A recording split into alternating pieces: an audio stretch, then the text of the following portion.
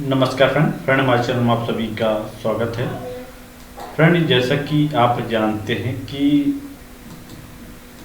अभी आप लोगों के सामने उत्तराखंड अधीनस्थ सेवा चयन आयोग की तरफ से भर्ती निकल के आ रही है और इस भर्ती में जो है अनुदेशक के जो भी पोस्ट पे तैयारी कर रहे हैं या फिर जो है इंस्ट्रक्टर बनने का सपना है, ये उन बच्चों के लिए है। और मैं आपको बताना चाहूँगा यह भर्ती जो आप लोगों के सामने निकल के आ रही है, इस भर्ती में आपको कैसे प्रिपरेशन करना है, इसका सिलेबस क्या है या फिर इसमें कितना टाइम आपको मिलेगा प्रिपरेशन को लेकर, ख़ास तौर पे जो फिटर के बच्चे हैं उनके लिए मैं यहाँ पे बात करूँगा।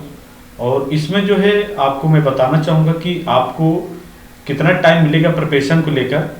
तो सबसे पहले मैं आपको बताना चाहूँगा फ्रेंड, इसमें जो भी बच्चे CITS किए हैं, CTI जिसे बोलते हैं, इसमें वही हमारे साथी जो है फॉर्म को फिलअप कर पाएंगे।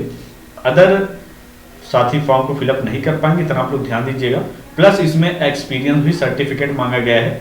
इसमें आप लोगों को डिप्लोमा, BTech, ITI होल्डर जो भी हैं वो सभी एलिजिबल रहेंगे। सारा कुछ आगे हम लोग नोटिफिकेशन में देखेंगे, लेकिन आपको कैसे तैयारी करना है आइए हम लोग इस पर डिस्कस करते हैं। प्लस आपकी जो भर्ती है वो कब से कब ऑनलाइन फॉर्म फिलअप होगा इसके बारे में भी हम लोग बात करेंगे। तो यहाँ पे आप देख सकते हैं कि दिनांक 16 फरवरी 2024 को ये विज्ञापन जारी किया गया है और यह भर्ती जो है बहुत ही अच्छी भर्ती है। अनुदेशक इंस्ट्रक्टर की भर्ती एक कह सकते हैं बहुत अच्छी और गोल्डन चांस इसमें होती है।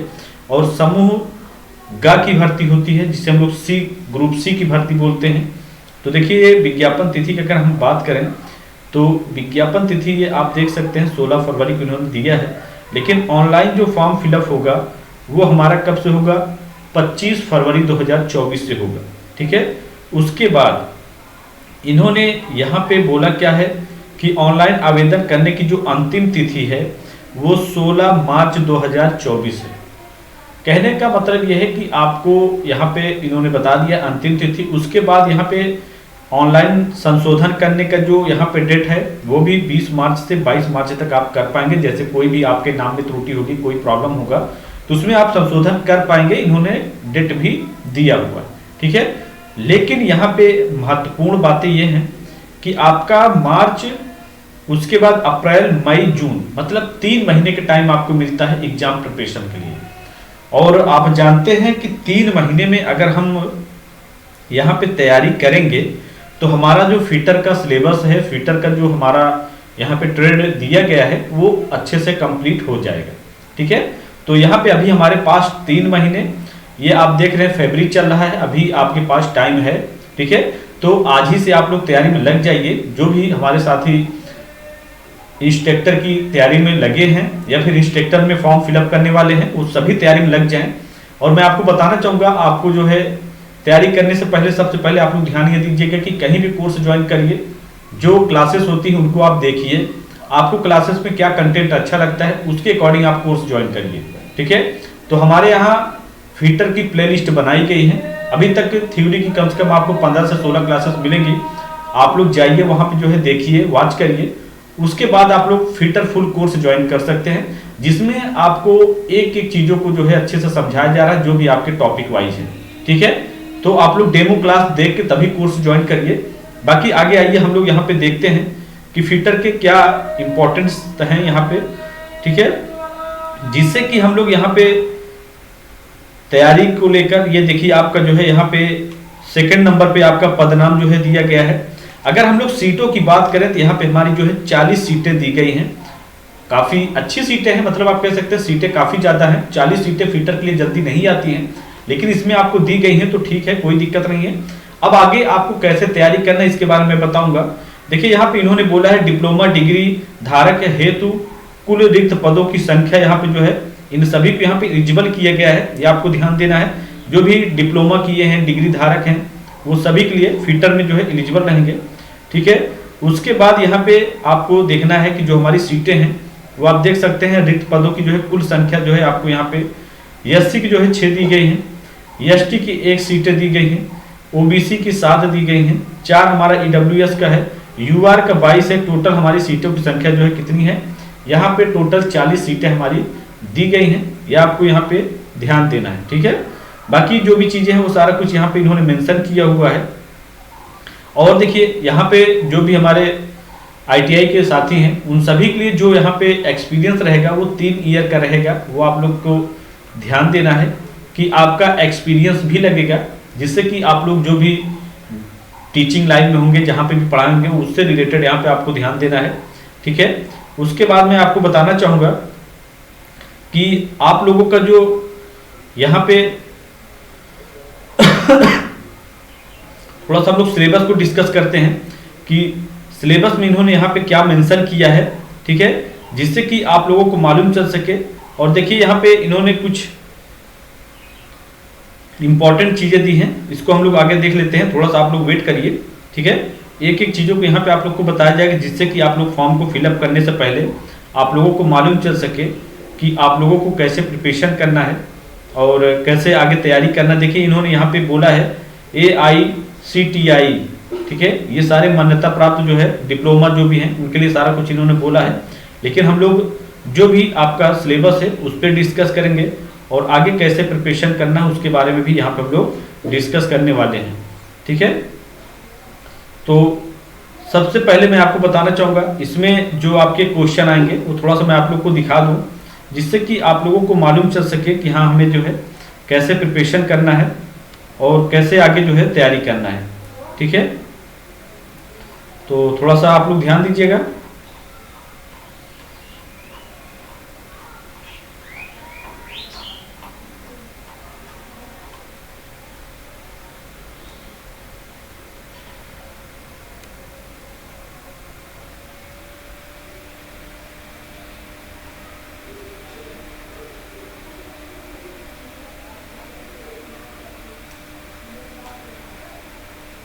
वन मिनट है, थोड़ा सा